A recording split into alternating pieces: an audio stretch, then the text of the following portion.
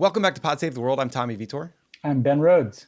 Ben, Kamala Harris has been chosen as Joe Biden's running mate. So we're going to talk about what we know about her and her foreign policy views. Joe Biden picked a running mate. This is an exciting day. I've assembled, Tommy. Look, we obviously love Susan, but look, Kamala Harris, there's a reason why there's been an excitement around her for a long time, like dating back to, her time as Attorney General in California. And it's going to be really fun to watch her, take her place on the national stage. Yeah, and hopefully kick the shit out of Mike Pence at a debate. So let's talk about a little bit of what we know from about her foreign policy record, because that's what we do here. We're worldos, we're geeks, we love this stuff. I stole a lot of this from the Council on Foreign Relations. So it kind of ticked through a bunch of just things she's done, her record. So on China, Ben, she sort of made standard comments on trade. She opposed the Trump trade war. She wants to cooperate with China on climate change and has called out their human rights record. So those are all things we like. You will like this, I think, in particular, Ben. I think all the 2020 candidates had really aggressive climate change proposals. And Kamala has talked about centering climate, putting it at the center of her diplomacy. So I imagine you think that that's maybe the most important thing. Yeah, I think the two things that jump out to me about Kamala's record that are really relevant to what we've talked a lot about. One is climate and the recognition that that's not just a domestic issue, that should be the centerpiece of American foreign policy, really the central pillar.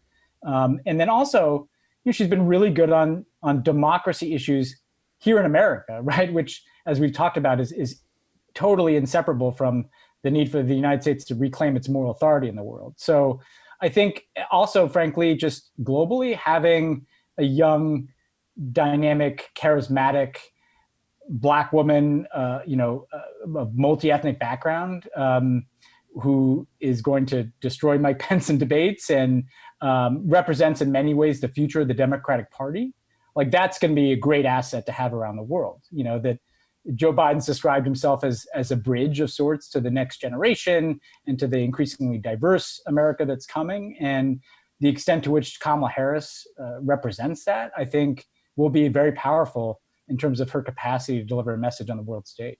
Yeah, totally agree. A couple other things that jumped out at me. She voted against reauthorizing the Foreign Intelligence Surveillance Act, or FISA. When it comes to other counterterrorism areas, she has not ruled out using drones, but has called for more transparency. She hammered Trump for leaving the Iran deal and says she'd rejoin it, which makes both of us very happy.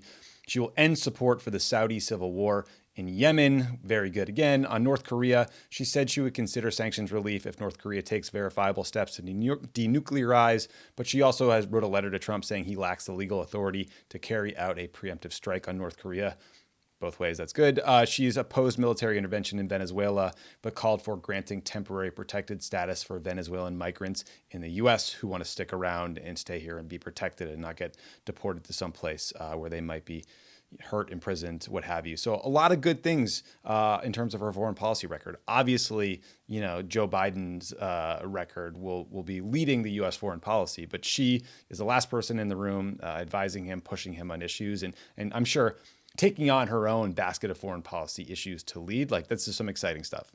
Yeah, no, and in many ways, she's been at the mainstream of where the party's been evolving on these issues in a very good way, right? So the approach to the Saudi war in Yemen, the approach to the Iran deal, if you take her tenacity and her very big brain and apply it to a post 9/11 American foreign policy that is rooted in winding down these wars, prioritizing diplomacy, focusing on issues around the rule of law and corruption in the U.S. and around the world.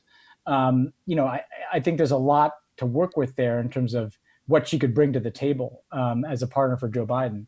And again, I think it's really, if you look at some of Kamala's more outstanding moments in her time in the Senate,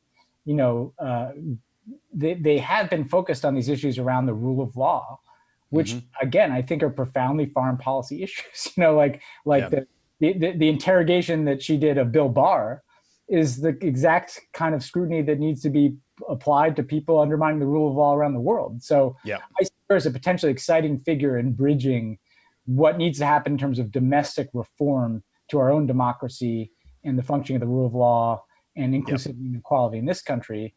and what we're standing for in other countries. And I think she could be a very forceful advocate for those things.